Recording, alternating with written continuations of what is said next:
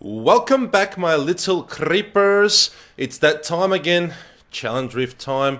Challenge number 44. It's a Necromancer. Now, I have to be honest, I don't really enjoy the Necromancer class all that much. There's just nothing quite special about it. There isn't any build or set or any type of variation that I just really enjoy like I enjoy the Demon Hunter. I just get sick of it really quickly. But anyway, won't talk about the Necromancer anymore. Let's check out this challenge. So we'll click on the Solomon to see what we're dealing with today. We're dealing with a full 6-piece Inarius set. So for 2 set items, bone armor damage is increased by 1000%. For 4 items, bone armor grants an additional 2% damage reduction per enemy hit. And for 6 pieces, bone armor also activates a swirling tornado of bone, damaging nearby enemies for 1000 weapon damage and increasing the damage they take from the Necromancer by 3750%. So some very nice bonuses there, and they all relate to bone armor. Obviously, we're going to be using bone armor. It would be funny if this player wasn't using bone armor, but we have seen funny Challenge Rift builds in the past. Items worth mentioning, definitely the Wisdom of Kalan. This increases the maximum stack of bone armor by 5, so we get 5 more stacks. Definitely handy. And we're also using the Jesseth Scythe and Shield combination, so it's a set.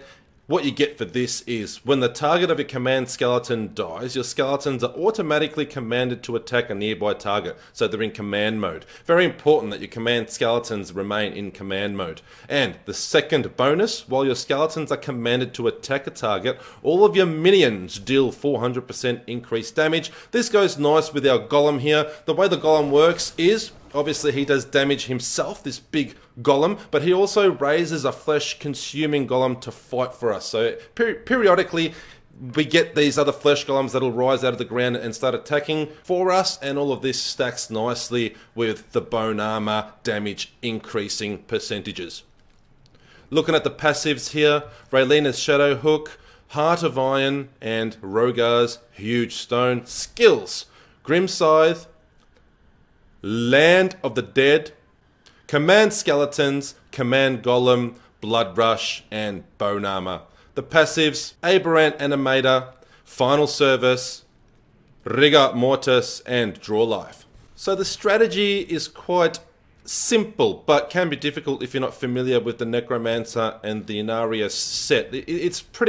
It's a strange combination the player has gone for here. So we'll start with Land of the Dead, which has a massive cooldown, and when you activate this, all corpse skills can be used at will for the duration, but there's no corpse skills here that we can really take advantage of while in Land of the Dead mode, so I ignore this pretty much most of the time. What you definitely want to do is use your Blood Rush here to Blood Rush into massive packs, definitely elite packs, and there's a lot of density in this Challenge Rift, so it's not going to be an issue. Blood Rush into the pack, use your Bone Armor when you're in the middle of all your enemies, so that way you get your maximum stacks and also generate maximum damage increase. Then you want to just use your Grim Scythe and definitely Command Skeletons. Make sure that they're in attack mode, or excuse me, command mode. Make sure that they're commanding and charging enemies, so once they kill an enemy, they'll charge another one. I use this a little bit. I just, spam it a little bit just to make sure they're in command mode. When you have some corpses on the floor, and there's a substantial amount, definitely cast your command golem. He'll run over to the corpses, consume all of them, and then for a while he'll have increased damage, and this definitely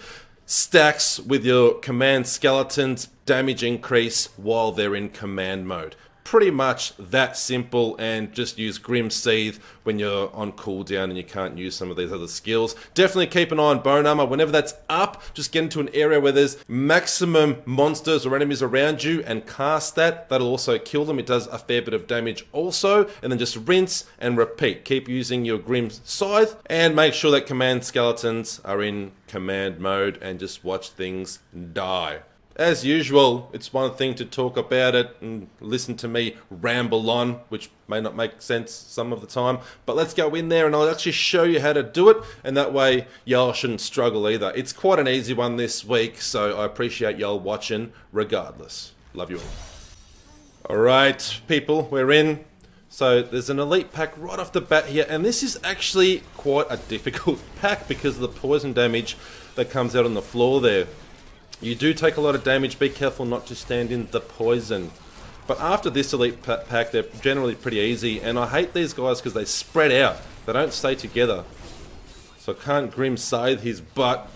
I'm going to do one at a time. Just make sure that you activate your Golem bonus here as well, which I already have. As you can see, is on cooldown, and we keep on moving. Plenty of elites on this floor. I think if you want a really good time, you have to really focus on this floor. I think if you can make the Rift Guardian pop on floor 1, you're definitely destined for an awesome time. Oh, he's followed us here. Excellent. That elite was actually supposed to be further up, but he's followed us down and made things a little bit easier for us. Thank you. Get those orbs, keep moving. So this is just like my 3rd or 4th attempt. I just did a couple quick run-throughs just to see where the elites were situated. Just studied the mechanics really quickly. Like, I've played Necromancer several times before, so I'm familiar with it all. But there's just a few different variations that this player's gone with. Some strange ones. And then once I was comfortable, hit that record button and here we are. We'll do a guide for you all. I'm pretty confident we're going to smash the time. I'm definitely not spending all day trying to get like into the top of the rankings.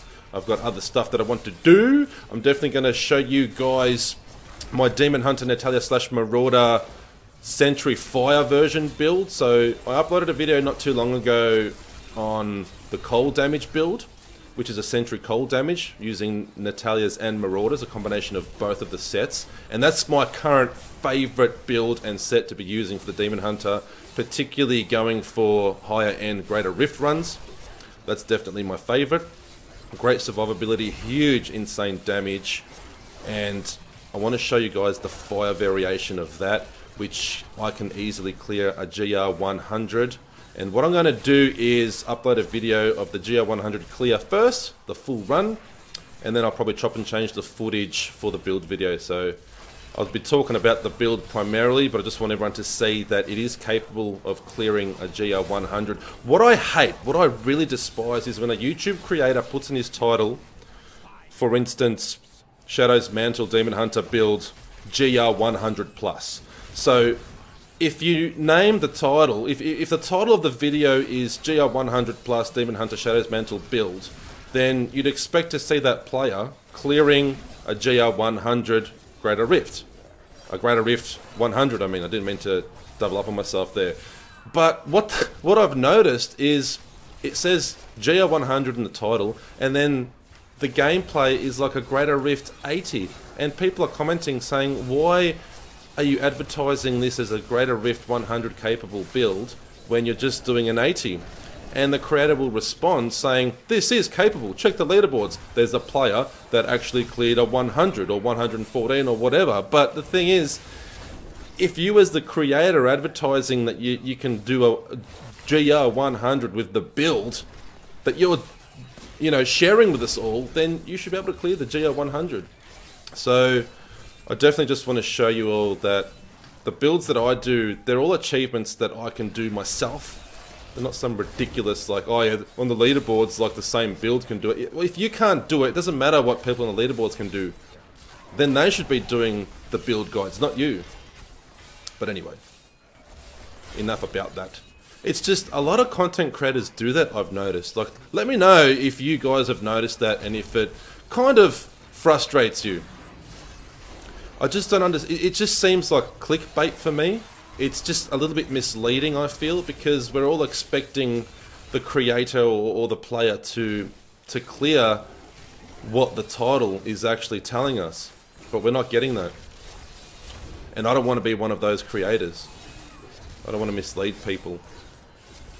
Anyway, back to the Challenge Rift. We're progressing through there's elites everywhere here. Now, I haven't researched much of Greater Rift Floor 2 here. I'm basically just almost at the end of the timer here. I've almost got the Rift Guardian to pop, so I'm just going to keep just going through trying to make the Rift Guardian pop. Hopefully we bump into one more elite here somewhere. I'm sure if I researched Floor 2 a bit better, we could have made the Rift Guardian pop sooner, but there's a bit of density here. He's going to pop. We're going to get this done. By all means, if you guys want to have a bit of a wander around Floor 2, you can do that, but we're way ahead on time. And as we're killing these stragglers, these regular mobs, non-elites, we're going to make him pop anyway. There's an elite here anyway.